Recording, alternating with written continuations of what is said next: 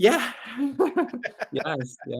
I'm definitely still excited. I think there's a lot that we can do. So what we want to do is to democratize access to tools that were before kept behind closed doors by big financial institutions. I mean, that's the overall ethos of DeFi. But in our case, we're talking about AI trading tools, right? I mean, Right. AI was there since at least 2 decades in finance, if not longer. But the problem is that the average person couldn't really access it, right? Sure. Because it's been developed by hedge funds and by powerful institutions. So what we're doing, we're making that available to anybody. However, this presents with a lot of challenges that we are trying to solve. And obviously, the first one is compliance and regulation, and we're trying to navigate that space together with our DAO and together with the support of our legals, of course. But the financial institutions, they're resilient, they're difficult to take down, and they build all this regulation around them to make sure, well, to protect their own interest, Sure. and in part also to protect the investors' interest, of course, to not allow people to spend all their life savings into things they shouldn't invest in. But we believe that people are capable to make their own decisions, and we believe that we are actually providing good technology that provides benefits to people, and so far we've been proven to do so.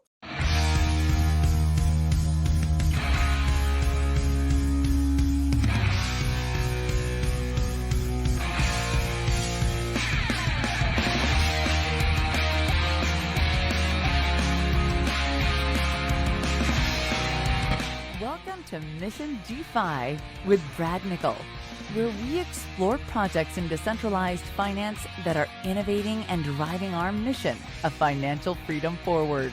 Thank you for listening. If you like what you hear, please subscribe, rate, and review Mission DeFi and spread the word by posting a tweet to the show. All opinions expressed by Brad Nickel or his guests are their opinions and do not reflect the opinions of Black Knox, Material Indicators, or any other affiliated organizations. You should not treat any opinion expressed by Brad Nickel or his guests as an inducement to make a particular investment, follow a particular strategy, or become involved with any project. A project being featured on the show is not an endorsement of that project in any way. This podcast is for informational purposes only. Now, here's Mission DeFi with Brad Nickel. All right. So today I am excited to have joining me Marcello Mari, and he is from SingularityDAO. And SingularityDAO is building an AI for trading, but also building a few other things within their platform. And so, Marcello, thank you so much for joining me. I'm excited to have you here. We've been chatting a little bit, so I'm going to make you repeat a little bit of our getting to know each other conversation. But thank you for coming on board. Could you tell us a little bit about yourself? Kind of your background, where you're from, how you ended up in this crazy world of crypto and DeFi, and then tell us a little bit about SingularityDAO. Yeah, thank you, Brad. It's a pleasure to be here. Yes, I love the chat that we had until this point, and yeah, happy to go through my background a little bit. So I was born in Italy from a very small fisherman village without that much international outlook, but then I started to travel the world quite naturally. I lived in London for about 8 years after having an education partially in the United States. So I'm very to the States. Nice. But I spent a couple of years in the Midwest, actually, quite a Really? land. Yeah, in Illinois.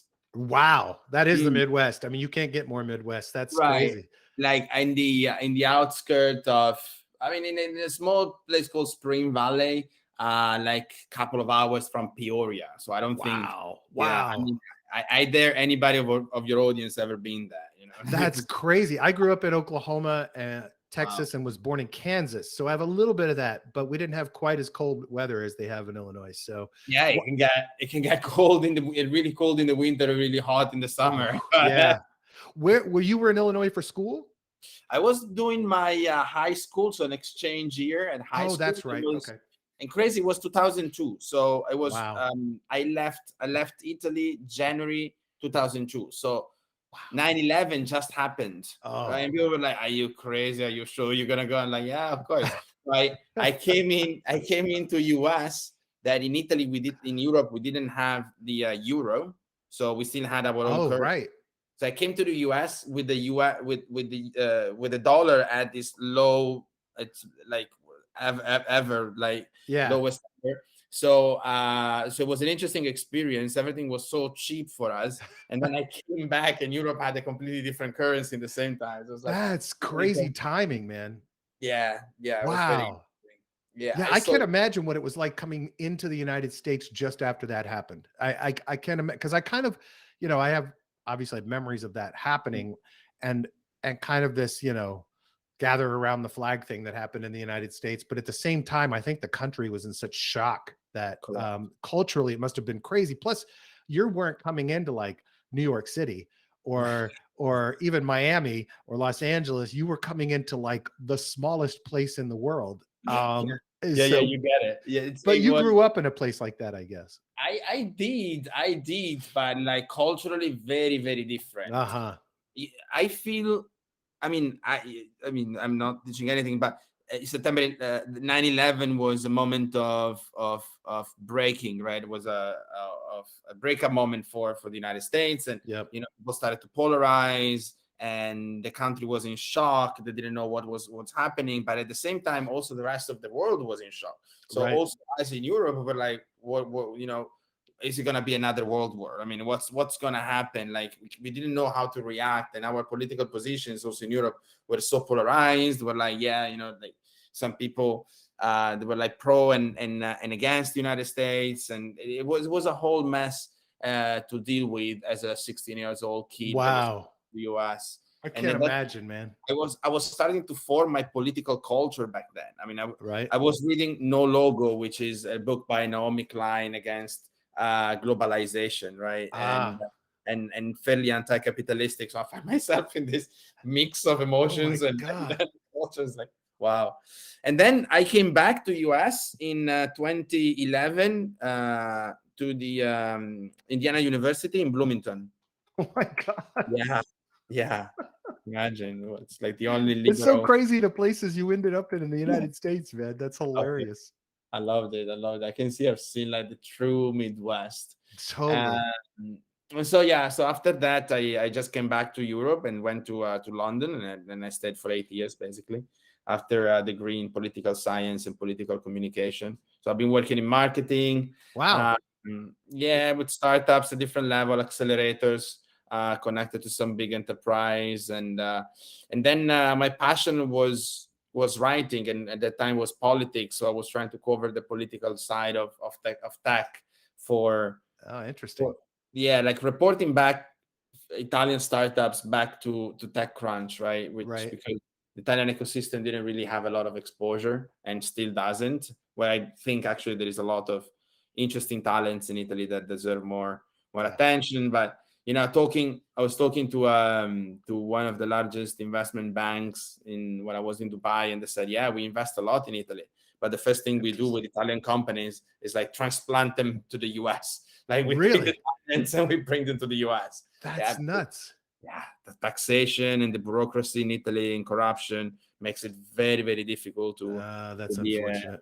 Entrepreneurial. So it's one of my wife and I did a trip with our kids just before COVID for about 2.5 weeks, and a big chunk of that was in Italy, and we would love nothing more than to live in Italy. So it's a great country to retire. I mean, I will definitely go back one day. It's beautiful. People are nice, and the quality of life it's impressive, and probably one of the best that I found in my life. I mean, cost of life compared to the quality of services that you get. It's a public health system. We take care of everybody.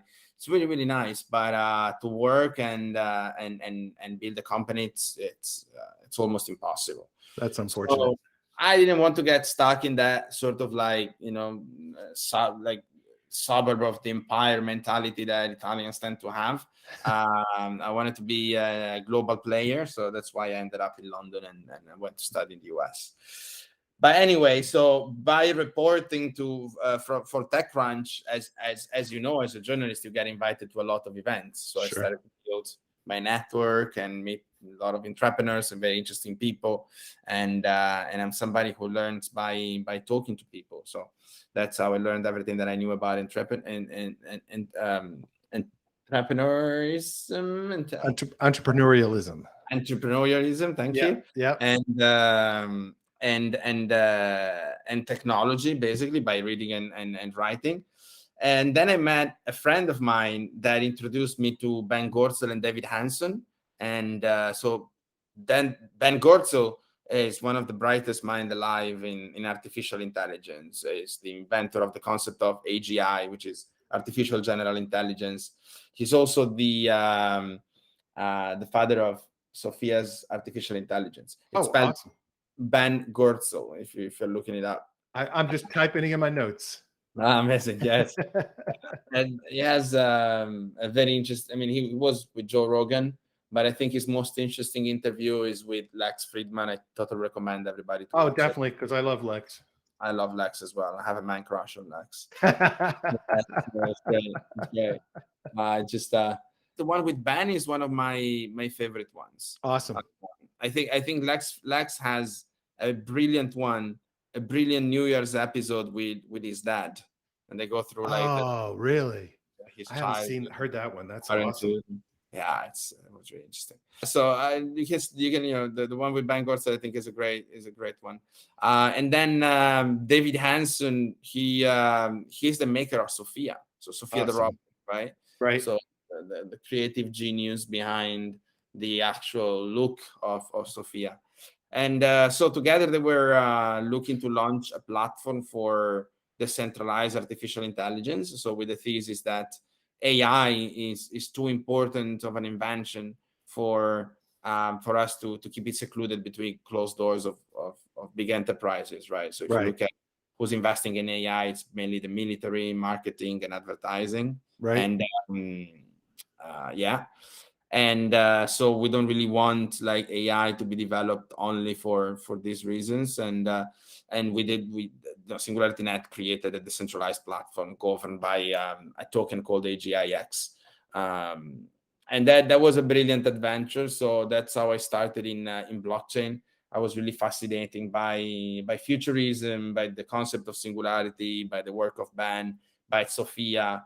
And then I got to learn more about crypto and the ethos behind decentralization. And it was really fascinating. And then fast forward to 1 year ago, I was on a boat with my brother. So every year we sail to Croatia around August, beautiful. And then nice. I'm like, I was bored, and I'm like, and Bitcoin was like 6,000. So this was 2020. Sorry, it was around 6,000. And I'm like, let me check on what's going on on CoinList. And I saw the ICO of Near Protocol. And I'm like, let me try to participate. And I saw a level of FOMO that I haven't seen since 2017. Here is coming back. Right. So, yeah. So I called Ben, and I'm like, we should be doing something in DeFi. There's so much happening. Let's look at what we can do with AI in DeFi. And then Ben, 48 hours later, delivered the first draft white paper. Wow. Yeah. I guess he thought it was a good idea. Yeah. I mean, he said he had the idea on the back burner for a long time. So what he wanted to do, basically, he wanted to apply decentralized AI to decentralized finance. So to go more in detail, he believes that we can use reinforcement learning for market making purposes in order to drive more liquidity to small cap tokens. In this way, you will end up supporting innovative projects that don't really get enough attention from big VCs, and potentially make good trades, right? So you're supporting the ecosystem while at the same time providing value for the people that use it. And reinforcement learning is a particularly good approach because opposite to machine learning, for example, reinforcement learning can actually understand the impact of its action on the environment. Wow. So if you use reinforcement learning, you'd be able to trade even small caps without impacting the market too much, because that would be the problem when you want to trade millions. Then the market is not liquid enough, and you would have a huge impact on the market. With reinforcement learning, you'd be able to trade more efficiently. Can you? Sorry to interrupt, but can you kind of explain how how reinforcement learning would allow that to happen? Is it just really kind of a matter of understanding what's happening existing in the market and being able to adapt to the changes in liquidity, or is that the idea behind it? Basically, so you would say, and I'm not technical, but I'm trying to explain it to you as I understood it. So reinforcement learning works similar to a Pavlovian approach of trial and error, system of rewards and punishment, right? Got Like it. with the Pavlovian dog. So if you set the KPIs and you invest enough resources and time in training a reinforcement learning algorithm, he would immediately understand that he would make a loss on trades because he would make a mistake, including slippage, including price impact, and so on. Sure. Machine learning would just tell you, this is what the price is going to go, and I'll trade accordingly. And maybe he placed a gigantic trade that will drive down the market. So that's why machine learning is not perfectly suitable for small cap tokens, while reinforcement learning is. That makes sense. Yeah, I see that. So it would actually adapt and learn from what's happening in the market and how much is there versus just, I guess straight machine learning is like the hammer, and, and reinforcement is a little more savvy. Yeah. That's good. Yeah, that's correct. Yeah, the drawdown is that to train a reinforcement learning algorithm, it takes longer time and more resources and more capital, of course. But this is something that we are investing on at SingularityDAO. We have a team dedicated to that. So cool. So yeah, makes sense to us. Okay, so he had conceivably had this idea. You said, "Hey, we really need to do something like this." He jumped on it. 24 hours later, you have a white paper. Yeah. Then, SingularityNet already existed, right? It had a token. It was out there, and its purpose was to advance AI on chain, I assume. And now you were going to be kind of taking what was available already from that platform and the people that were behind that platform, and then apply it to trading in DeFi and yield farming and investing across the board. And part of that was to utilize reinforcement learning to be able to optimize trades on low cap, as well as the big coins like Bitcoin and Ethereum. Okay, cool. I just want to make sure I have that. So then what happened?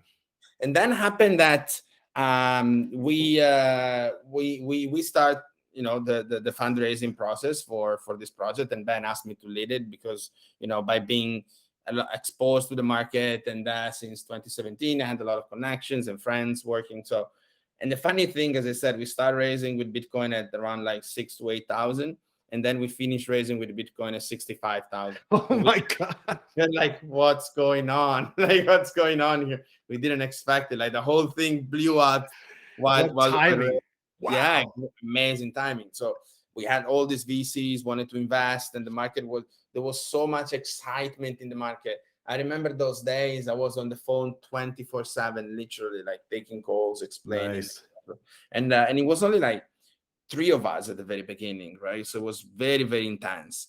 But eventually, it's sexy, right? I mean, it was AI, and it was trading, and it was, we could make even more money from this, and that's obviously everyone's fascinated when AI comes up. So I can see how watching investors pile in on hype is a really interesting thing. And with the credibility you guys had behind this project, that made it even easier for them, right? It was like, okay, we have the biggest brains in AI wanting to do this. This is a no-brainer for me. Yeah, correct. Yeah, it wasn't a difficult fundraising, although we were also like aware of the potential that the market would have crashed anytime. So we wanted we need to close this as soon as possible. So sure.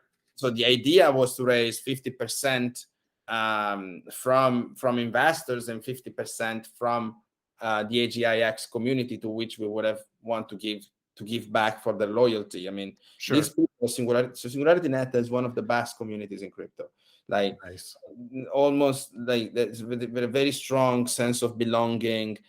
They've been with us through the bears of 2018 and 2019, and then they enjoyed the bulls of 2021.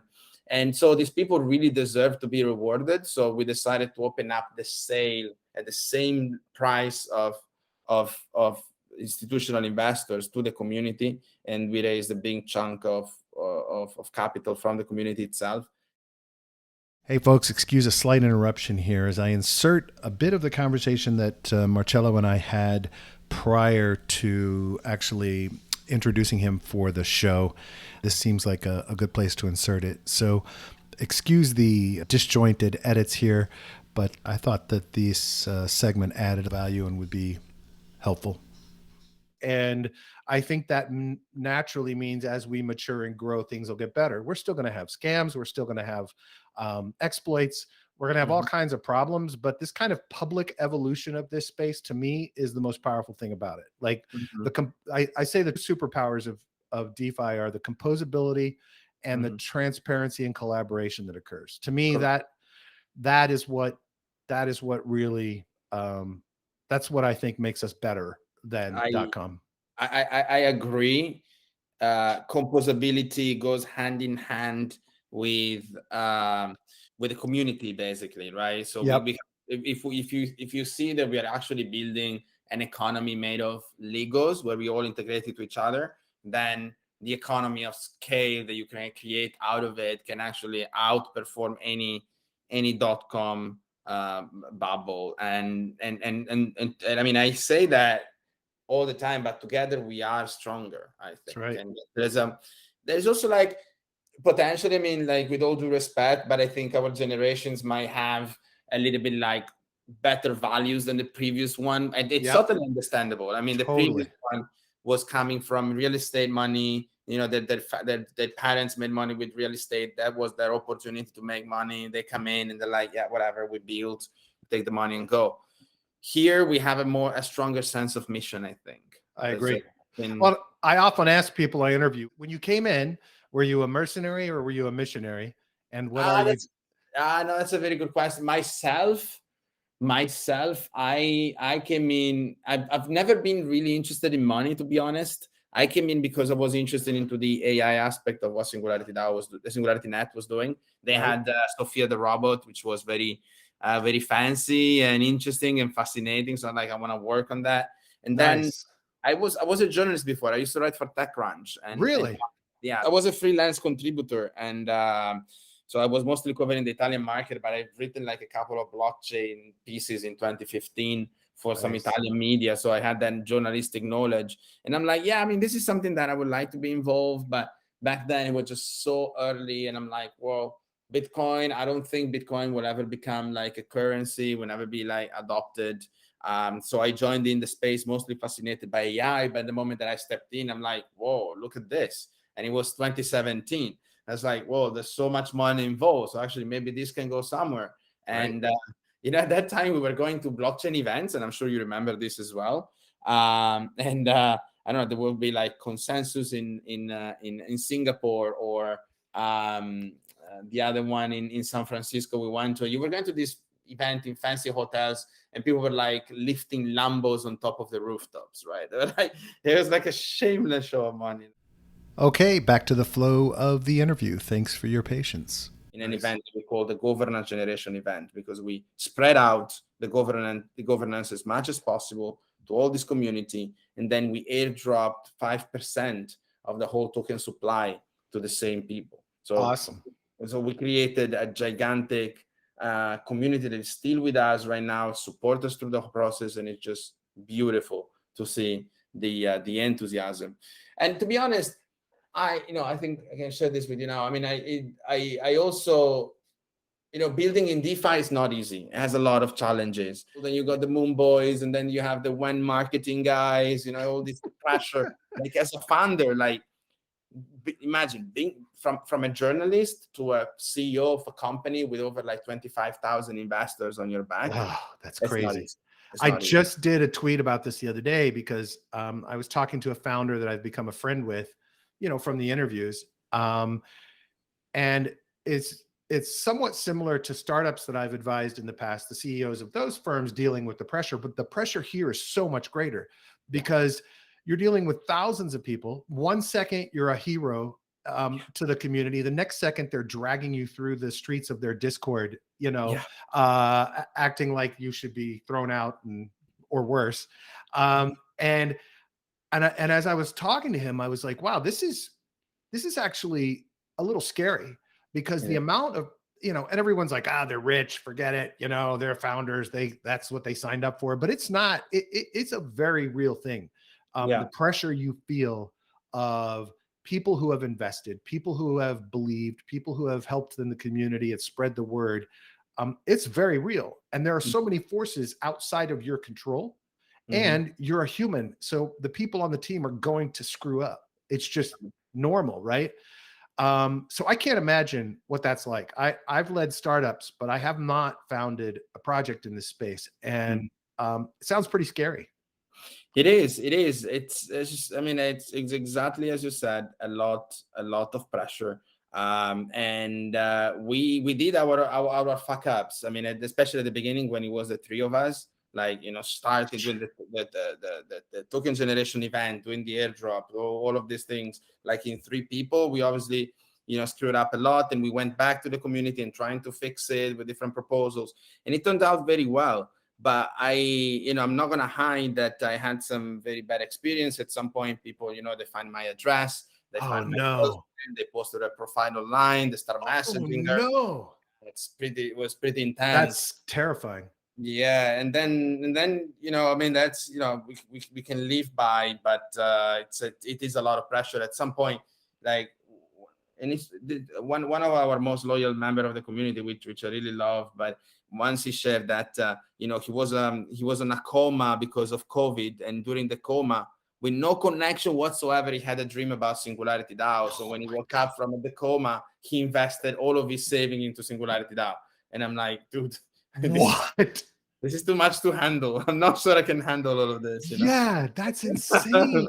Yeah. So, and it's you got people from all over the world, and a lot of their finance, their wealth, their future depend on the decisions that we make as a project and as a DAO. So. And it doesn't matter how many times you tell them, only invest what you can afford to lose. You could say that 5 million times, put a pop-up and a blocker on every port of the investment. It doesn't matter. People still do it. We're seeing that now with Taro, right? People that lost everything in their lives because, hey, it's a stable coin and I'm making 20%, right? And it just breaks my heart. And look, I have been too deep in projects where I have lost, but I've been fortunate to have lost previously enough to know I'm not going to do that again. That's crazy, man. I cannot imagine what that feels like. It's got to be brutal. Imagine what Docjuan is feeling right now. I'm sure he made, he's still doing well financially, but seeing your creature collapsing like that, hurting so many people, it's probably not in a good place. And at the same time, he had to be strong enough to try to come up with a recovery plan and a plan B. So whatever people might think of what he did, and people might think that was a Ponzi since the beginning, okay, fine. But imagine what this guy's going through, because he's also a human being. And I think from the perspective of Docjuan, I have never suspected that it was an attempt at theft in some way. Right. My biggest concern with him was kind of the level of arrogance that he approached people criticizing or trying to warn about the model. And so to me, I think that's what's put him in a worse position. And certainly I feel sympathy for anyone that's in a position of an onslaught, right? And the pressure of what you created being destroyed is brutal. And I also have been guilty in my life of allowing my ego to run away with me. So I also know where that comes from. But at the same time, it's I think it's very difficult for people to be sympathetic right now with him because of that attitude, and that's a big difference. On one hand, it juices up your community, gets them excited. They're out there defending your project, et cetera, et cetera, et cetera. On the other hand, that's definitely a double-edged sword, and that's dangerous. I think this is a big lesson for all the founders in crypto. Docjuan is and was not the only trash talker on crypto. I mean, you got of course. so many funders. I mean, Yeah. but this is a clear takeaway that that inflammatory language doesn't help. No. I mean, it's okay. We're dealing with degens. Okay, fine. Degens, they want to be inflamed. I understand that, but this is not helping. I mean, look what happened to. And the same was with what's his name? Daniele Sesta. Daniele Sestagalli. Yes, yeah. Wonderland. Same thing. Exact same thing. Exactly the same thing. You want to play the degen game, and then all of a sudden it collapses on your backs. And I also understand that it's not easy to keep your feet on the ground when you have all of a sudden hundreds of thousands of people investing and glorifying you as a semi-divinity. Exactly. Right? One day you're a semi-god, the other day you're trash talking the streets of Telegram and Discord. And so some it's easy to lose their mind, and I think other founders in crypto have done it before. Well, I tweeted last week that we should be grateful to him, because I think, and it was because of what I was experiencing, what I told you about at Permissionless, right? There was an entire drop. Look, I guarantee you, of the 6,000 people there were 1,000 or 2,000 or 3,000 that a few weeks ago were doing the Moon Boy crazy, arrogant stuff. I didn't run into that at this show.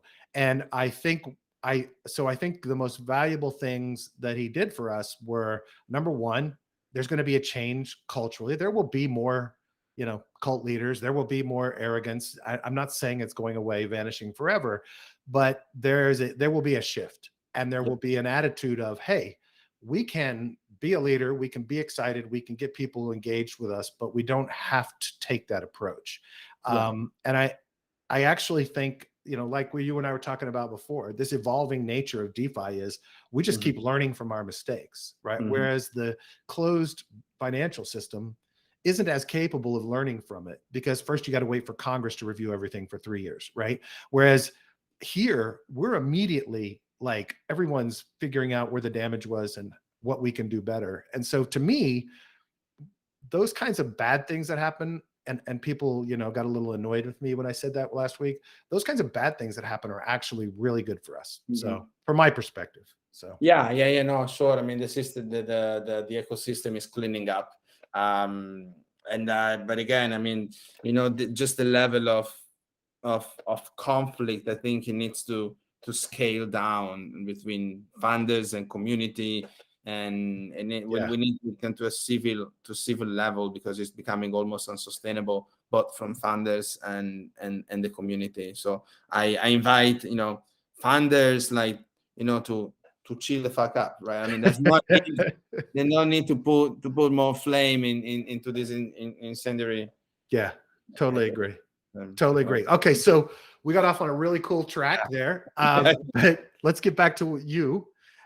So what we were talking about was really the experience of founding something like this. And you really came in, like you said, as someone who'd been a journalist, and had studied entrepreneurialism, but you had never actually been hands-on. And then suddenly it's you and two guys, all of you smart, but you and two guys running something worth now, I assume, millions of dollars, with 25,000 people engaged with you. So, what have you had to learn through this process about how you do communicate? I mean, has there been a change for you, or have you kind of tried to maintain how you've always been and just try to communicate clearly and move forward? It's interesting. I think my style of communication has remained sort of consistent with some occasional shift, but I believe that I need to stay as genuine as possible and to communicate both my strengths and my weaknesses, and to communicate that we're all humans and we're all here, and we can make mistakes, and we did it in the past, and I certainly will keep doing that. I think the community relates more with somebody who's more human and looks more human than somebody who comes in and claims to be the next Steve Jobs and claims to know everything. I certainly don't know much, and what I been pretty good at is building a team of extremely loyal and smart people around me that are helping me to make decisions. And right now, all the success of Singularity DAO is because of these people. Nice. I mean, I have very little to do with that. I'm just the public face of the project, but these people are the one that are building the tools, are the one that are doing the marketing campaigns, are the one that are crafting the messages. So all the success and all the kudos goes to my team. And before, and when you come from a traditional startup world, the difference, plenty of differences, but one of the differences is that we are constantly in touch by constantly being in touch with the community, we can steer and adjust the product development very quickly. And the community provides us with a lot of feedback. So I think it's the pressure that I have, it's been alleviated by the fact that we are in constant touch with the community, and I have this big team that is supporting me. So Nice. This has been, I think, the key to success so far, and a very humbling experience, a learning experience for myself. I mean, if I look at, so SingularityDAO just turned 1 year old. So nice. Congrats. Thank you. So we launched on 13th of May. And it feels like 5 years. My God, you can't believe it. I can't believe it. It's insane. If I see like how my life was 1 year ago and how it is now, it's completely changed and revolved and turned around. And I'm very excited to see where my life is going to be 1 year from now. Nice. That's awesome. How as long as you're still excited, that's a good thing. Yeah. Yes. I'm definitely still excited. I think there's a lot that we can do. So what we want to do is to democratize access to tools that were before kept behind closed doors by big financial institutions. I mean, that's the overall ethos of DeFi. But in our case, we're talking about AI trading tools, right? I mean, right. AI was that since at least 2 decades in finance, right? If not longer. But the problem is that the average person couldn't really access it, right? Sure.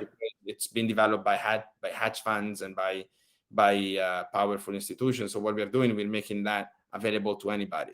However, this presents with a lot of challenges that we are trying to solve. And obviously the first one is compliance and regulation, and we're trying to navigate that space together with our DAO and together with the support of our legals, of course. But the financial institutions, they're resilient, they're difficult to take down, and they build all this regulation around them to make sure, well, to protect their own interest, sure, and in part also to protect the investors' interest, of course, to not allow people to spend all their life savings into things they shouldn't invest in. But we believe that people are capable to make their own decisions, and we believe that we are actually providing good technology that provides benefits to people, and so far we've been proven to do so. So we to make it short, we have these vaults, right?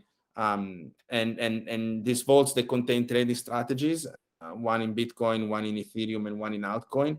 And so far we've been outperforming the market by an average of 20%. Yeah, I was looking at the numbers today. It's astounding. Like with the current status of the market and where it's down over the last couple of weeks relative to where you guys are, like maybe a point or two below where you started, it's pretty amazing. Let's real quick backtrack. So you guys had this vision, and the original white paper was really about being able to trade all kinds of coins, but obviously there is where you want it to be and where you have to start, right? And so you've started with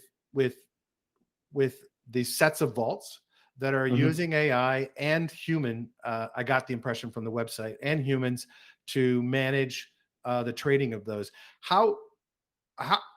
So first of all, I'm assuming you chose vaults because that's the easiest way to get traders in. You didn't want to just hand people AI-based tools that would be complex and difficult to manage and understand, because that would just be a nightmare.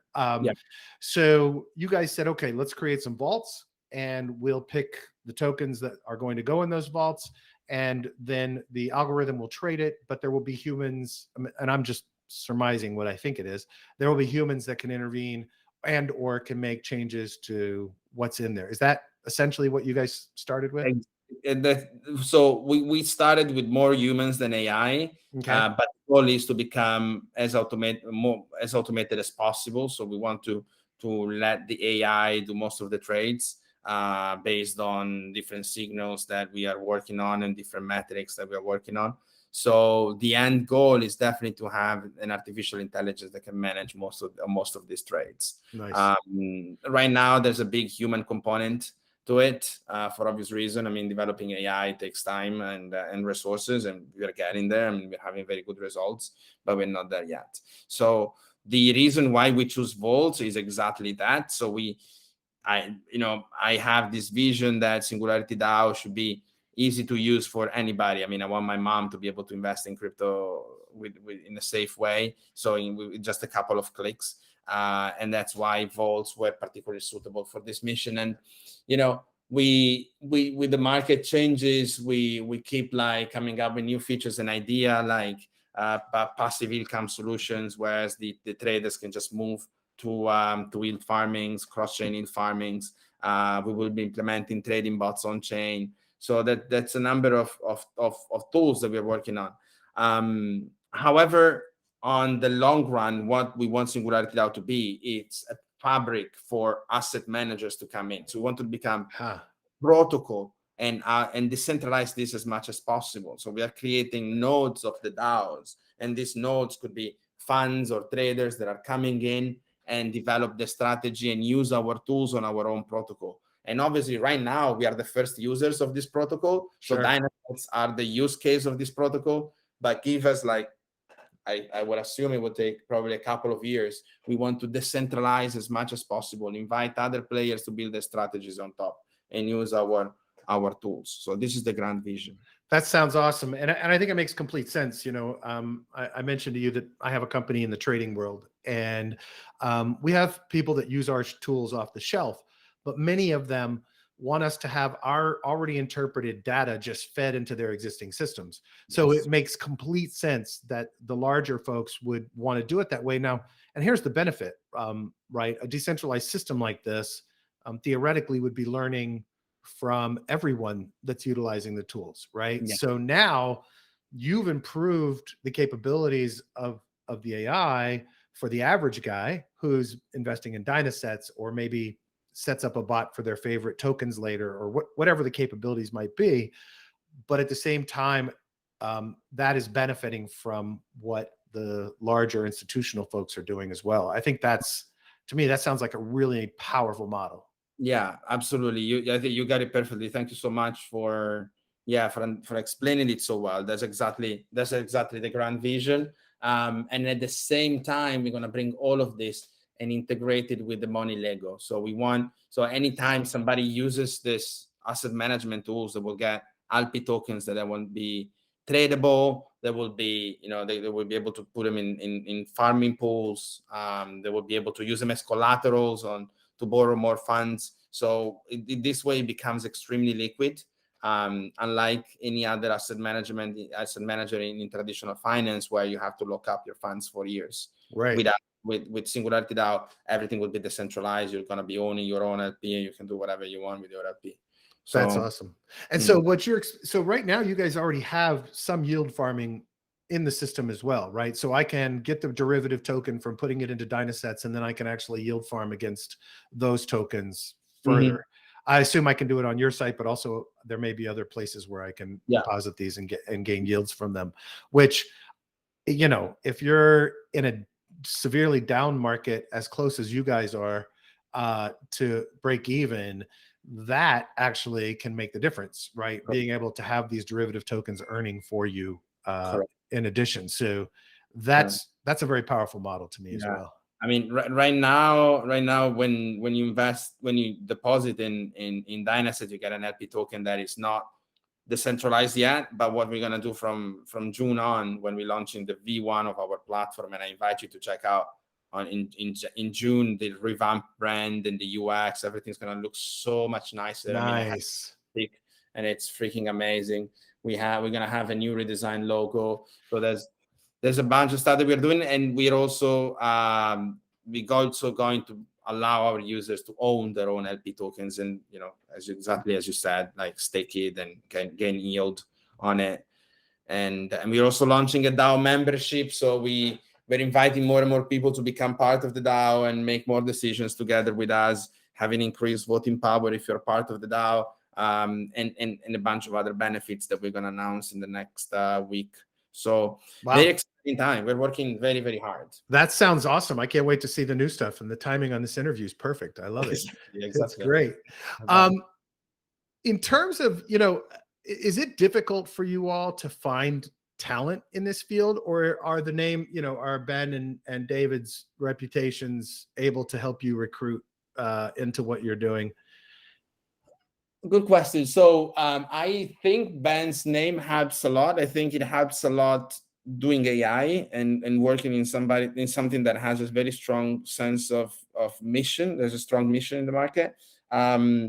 Recruiting and finding talents is never easy. Talents are expensive in this industry. Sure. However, it's never been like a particular struggle for us. I mean, literally one of our best developer, he's a whiz kid, and he applied spontaneously. I mean, he reached out to me like with an email with all the solutions to our problems. I'm like, yes, you're hired. Like this doesn't really happen very often. So but that's awesome. It's amazing. I would say that 60% of our hires, they came from our community, and these people are extremely smart. That's my favorite stories. The ones that were already excited about what you're doing and just said, you know what, let me do what I can do to help. That's fantastic. That's great. Yeah. Do you guys kind of envision, I often get in these conversations when I've talked about AI in the past. I'll tell you a quick story. We have a chain of restaurants here in the United States called Panera. Mm-hmm. And several years ago, I started some summer camps for teaching kids the fundamentals of coding. And the reason I did that was I walked in with my kids to a Panera, and this was they were one of the first companies to have this, and there were kiosks to place orders. And I said to my kids, I said, this is why I'm always pushing you to understand tech, because this is what's replacing people. Yeah. And it's only going to happen more. And my daughter said, well, yeah, what are the people that actually were taking our orders? I said, there's only a couple of them left, and the rest are replaced by this, and that's going to continue happening.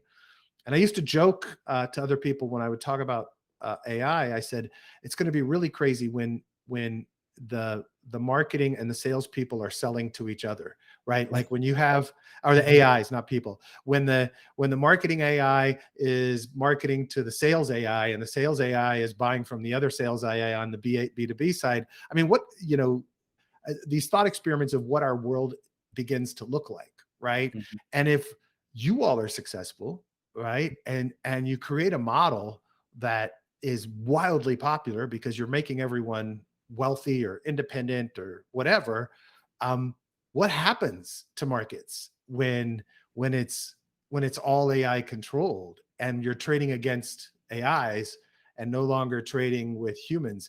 I don't know. I'm sure you guys think about this kind of stuff all the time, but for me, it hurts to think about it, but it's exciting as well.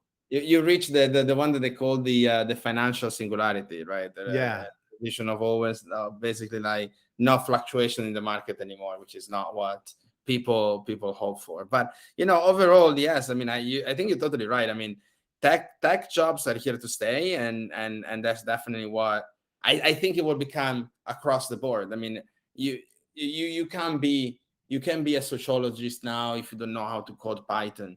Right. AI is programmed mostly by mathematicians, and to understand politics and exit polls, and to make exit polls, you need a level of statistics and social listening platforms which are powered by artificial intelligence. So I think it will become across the board. We will all need to have a sort of like basic tech education. I'm not afraid of us losing jobs, to be honest. It will be a shift. It will happen naturally and gradually. Maybe some people will be hurt, which is why probably we need a strong support system and welfare system. But it's it's also inevitable. Like I was talking to my girlfriend. She's an art curator, and she was just reading an article that I didn't read, so I cannot go too much in that. But basically, they said that there was a big exhibition, one of the main exhibition, it was totally curated by artificial intelligence. It's like, what the fuck, They told me that creative jobs were the one that were safe. Yes, they were safe. And look at this now she's going to blame you. Is this the same one that was exposed online? Yeah. Oh my God. She must really love you. Yeah. Oh, well, she's fine. But I don't think, to be honest, I don't think an AI can curate a whole exhibition. So I'm gonna tell you this fun story if we still have time. I know that. Sure, absolutely. This has been a great conversation so far. So let's run with it. In when was it? Like April 2021. I have a friend called Andrea Bonacetto, and he was also an investor in SingularityNet at the beginning, but he's a dear friend of mine. So we were doing a catch up during pandemic. So we were just at home all the time. So like, let's have a call. And I found out he's a skilled artist and painter. So he was doing digital paintings online. I found out his Instagram account he had. So I reached out. I'm like, where is my portrait? And it's like, why not? Let me do your portrait. I have nothing to do. It's pandemic. It's lockdown. So he did my portrait. And then we were like, oh, why don't we make it more interesting? And we got Sophia, the robot, to re-elaborate the portrait. And so we did. So we fed the portrait through Sophia's neural nets, and what it came out was a portrait that was completely different from what the actual artist envisioned at the beginning. So in that process between what was fed into the neural nets and what came out, the AI was actually creative, right? It created something. So we thought, well, let's make an NFT out of it, right? So we sold it as an NFT, and we sold it for 1.4 million. What? And then it went on sale. Then somebody tried to sell it for 12 million unsuccessfully. But yeah, so that's the story of my portrait becoming the most expensive NFT portrait in the world. That's so cool. It's currently exhibited in Oxford Street here in London. That's so there crazy, is my gigantic face. If you go to Oxford Street, what? Yeah, for this week, my gigantic face is that. It's like, Oxford Street is like the Piccadilly. It's like the Times Square of London. So it's like that. That's so cool. That's an excellent point, right? So the artist created and the intelligence made it different, or not necessarily better, just different. And the fascination with that obviously increased the value, but there is a lot can be said for people who are generative artists who create something to start with and then allow technology to make it into something else. And that is a great, that's a great lesson, right? In the last presidential election, in the primaries, I supported Andrew Yang. And the reason I supported Andrew Yang was because I have been for years saying that the singularity is coming, that automation is coming, and that we are going to have to rethink how human beings earn a living or create, or what we do with our time. And it'll be forced. Like you said, it's inevitable. It's going to happen. So I was very much for a UBI, right? I feel like we needed that safety net to figure out how this is all going to work, because there's going to be a lot of people who get pushed out by tech that won't have a way back. Absolutely. And that's actually one of the primary reasons I love DeFi, because I think DeFi has the ability to help provide that safety net.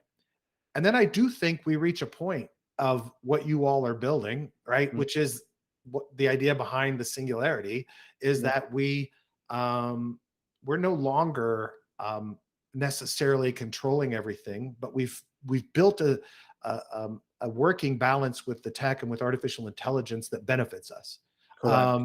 And I think then we reach a stage where money is a much different thing, and our existence is much different. I may not be alive when that happens, but I definitely think it's accelerating. So to me, that's what's really fascinating about your job, right? Here you are in the center of this thing with some of the biggest brained people in the world creating these automations.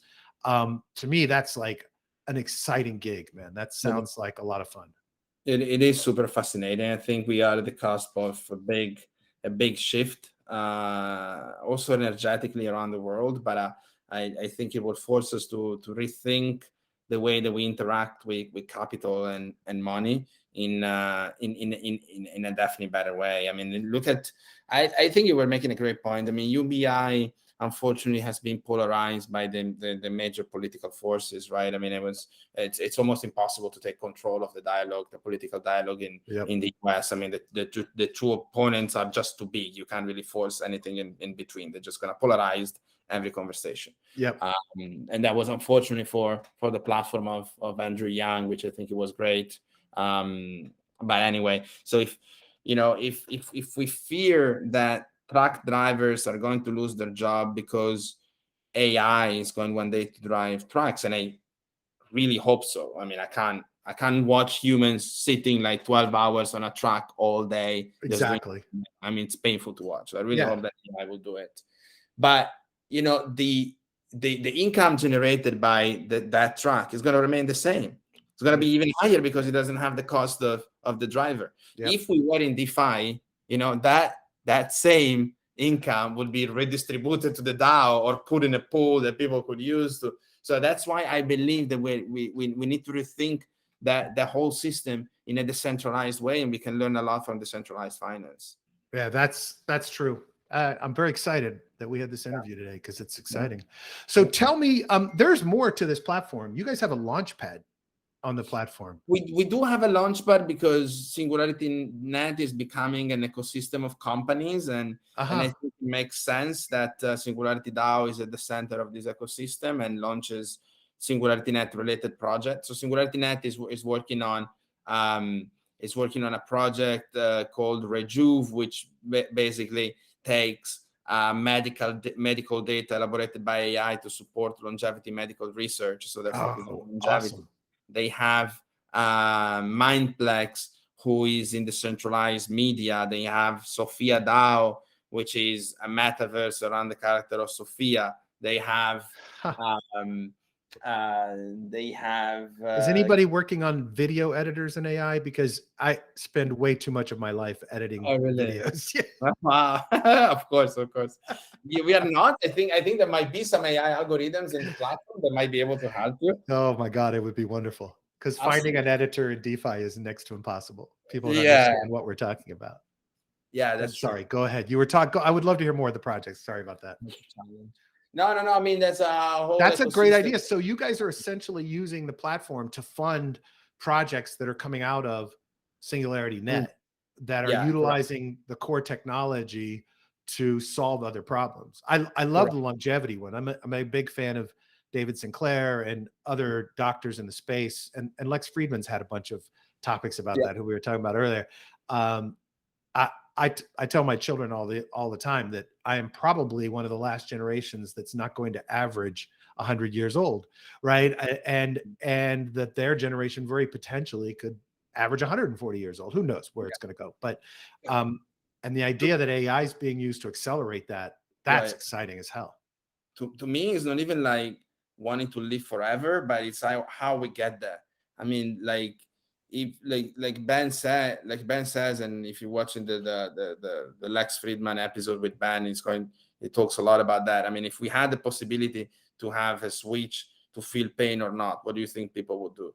So it's about trying to live a less painful life as possible, and to get to a goal which, as you said, could be 100 years old without too much sufferance. And I think this is a goal that everybody should be fighting for, because it's nobody likes suffering. I mean, very few people do, but that's another topic. Well, and that's the point, right? We're at this cusp of this opportunity to dramatically change how humans exist for the better. And that was the purpose of SingularityNet, right? Is how do we make sure this goes the right direction? How do we make sure we make this as positive as possible? And that's also the function of SingularityDAO. It's like, how do we make it so everyone can optimize earning? And to me, that makes both projects incredibly exciting. I think that's a really fantastic place to be. Thank you. We're very excited. I think, I'm excited living in this era that, empowered us with so much technology to be able to change the world. I mean, Yeah.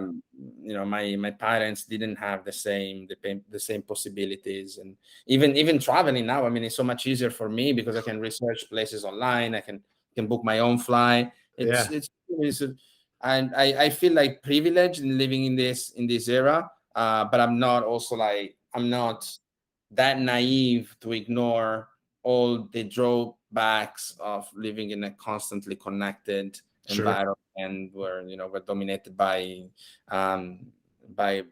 image. It's so important, and social media, with the portrait you give yourself on social media and notifications that are driving your life. So I mean, it's a whole, that it's challenging. It's a lot going on. It's really a lot going on.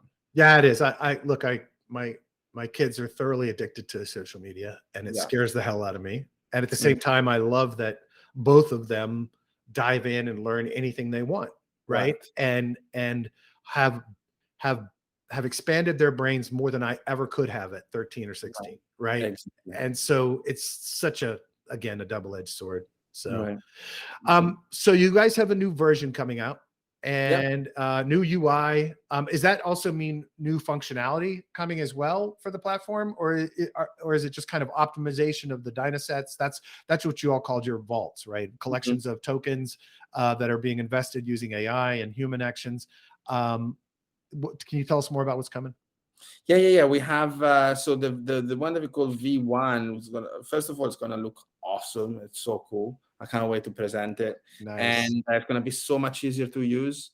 But the cool thing is that we're gonna integrate with on-chain derivative trading, the exchanges. So right now, the AI and traders, they're only able to go long in the market, so they buy and sell. Mainly through decentralized exchanges, but when we integrate with the YDX, for example, then we'll be able to trade derivatives on chain. Nice. And that you understand how we can actually of course make things way more interesting. So that's the most exciting feature that we're going to be releasing soon. So that dramatically improves the performance capabilities or opportunities of the platform. We're going to be able to offer risk diversified Dynaset depending on the appetite of our users. Very nice. We're going to be launching new Dynaset on BSC, which is now called, I think, BNB chain. So yeah, it's super exciting. A lot coming up. Again, new DAO membership, new possibility to participate, new brand, and then we're working on the old yield optimizer, more AI. So yeah, a lot going on. Very nice. I'm going to end up taking a much deeper dive into what you guys are doing. I'm really excited for my own personal benefit. I'm excited about having had this interview, man. That's great. Yeah, me too. It was great. Thank you so much for having me. I'll put it in the show notes, but quickly tell people that are listening in their car so they can try to remember it or type while driving where they can connect with you and the project. Well, SingularityDAO.ai is the website. We are very active on Telegram. My Telegram handle is @nevermind_AI. If anybody is free to reach out to me, .never on Twitter. And yeah, come and join us, because we love we love an engaged community. We talk to the community daily. We listen to the feedback. So I invite people to participate. It's a great adventure, and we want to drive on this journey together. So nice, very nice. Well, thank you so much for coming on, man. I really appreciate it. I'm really excited about what you're doing, and I look forward to seeing how things go. I have a daily show that we do, so maybe on launch, a couple of days after your launch day, you could come on and demo it for that group. I would love to. That'd yes, please. Let's make a note. That'd be awesome. I'll send you a link. So thank you very much. Thank you.